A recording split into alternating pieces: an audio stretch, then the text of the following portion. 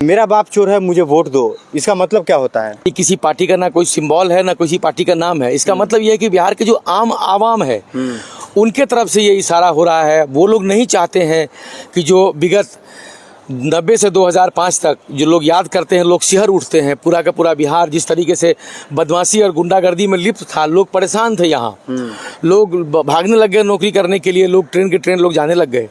तो लोग ये नहीं चाह रहे हैं कि फिर से उस चीज़ की पुनरावृत्ति हो। नमस्कार, मैं जीवेश मिश्रा और आप देख रहे हैं जनसंवाद। हमारे साथ एलजेपीआर के प्रवक्ता विभय कुमार झा जी हैं।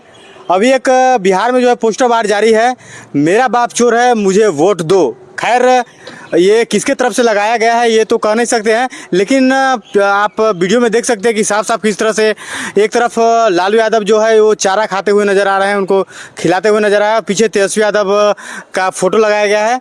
तो इन्हीं सब मुद्दों पर हम बातचीत करने के लिए हमारे साथ विभय कुमार झा जी हैं। इनसे जानते हैं कि आखिर एनडीए की तरफ से या फिर किसकी तरफ से पोस्टर लगाया गया है, और आखिर लोग क्यों ये लिख रहे हैं और क्या रीज़न है लिखने का।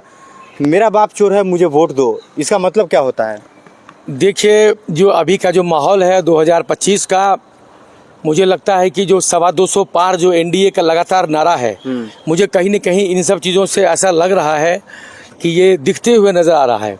क्योंकि ये किसी पार्टी का, आप मुझे अभी दिखा रहे थे कि मैं आपके मोबाइल फ़ोन पे देख रहा था, ये किसी पार्टी का ना कोई सिंबल है, ना किसी पार्टी का नाम है। इसका मतलब ये है कि बिहार के जो आम आवाम है उनके तरफ से ये इशारा हो रहा है। वो लोग नहीं चाहते हैं कि जो विगत 90 से 2005 तक जो लोग याद करते हैं, लोग शिहर उठते हैं। पूरा का पूरा बिहार जिस तरीके से बदमाशी और गुंडागर्दी में लिप्त था, लोग परेशान थे। यहाँ लोग भागने लग गए नौकरी करने के लिए, लोग ट्रेन के ट्रेन लोग जाने लग गए। तो लोग ये नहीं चाह रहे हैं कि फिर से उस चीज़ की पुनरावृत्ति हो।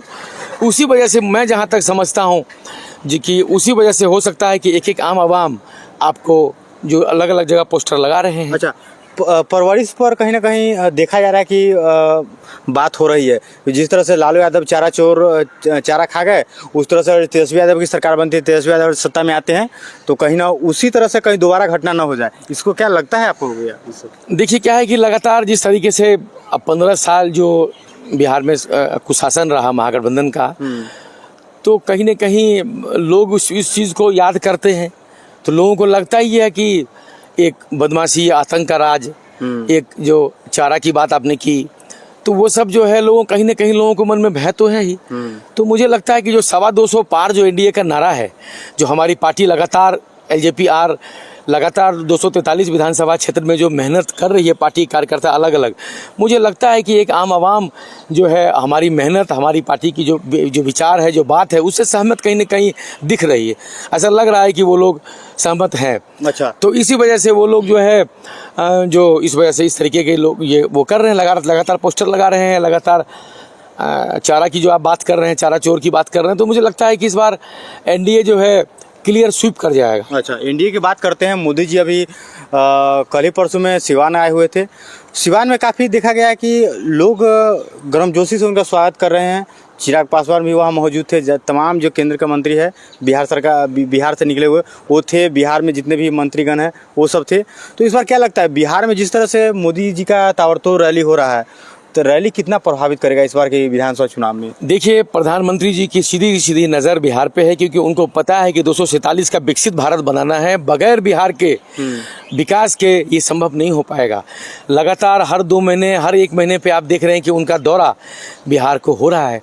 बिहार के अलावा भी तो भारत में 28 और राज्य हैं, 29 राज्य का भारत है। लेकिन यहाँ उनकी इसलिए नज़र है क्योंकि यहाँ चाहते हैं कि जिस तरीके से पीछे यहाँ काम नहीं हुआ विकास के, वो चाहते हैं कि ताबड़तोड़ यहाँ डबल इंजन की सरकार है, वहाँ केंद्र में सरकार है, यहाँ बिहार में एनडीए की सरकार है। वो लगातार परियोजनाओं जो है लगातार आके उद्घाटन कर रहे हैं। कल ही जो है बहुत तरह की योजनाओं को उन्होंने उद्घाटन किया। तो जो महागठबंधन विपक्षी दल हैं वो घबरा जाते हैं, वो डर जाते हैं कि आखिर क्या प्रधानमंत्री जी आके क्या परियोजना का फिर से शुभारंभ कर देंगे। उनके बोलती बंद हो जाती है। आप लोग मीडिया कर्मी, जनता के लोग, जनता वो सब उनको सवाल करते हैं कि भाई ये तो प्रधानमंत्री जी तो डबल इंजन की सरकार है। क्योंकि जगह जगह डिबेट हो या जगह जगह लोग यही बरगलाने की कोशिश कर रहे हैं वो लोग कि यहाँ इन लोगों ने कुछ किया ही नहीं।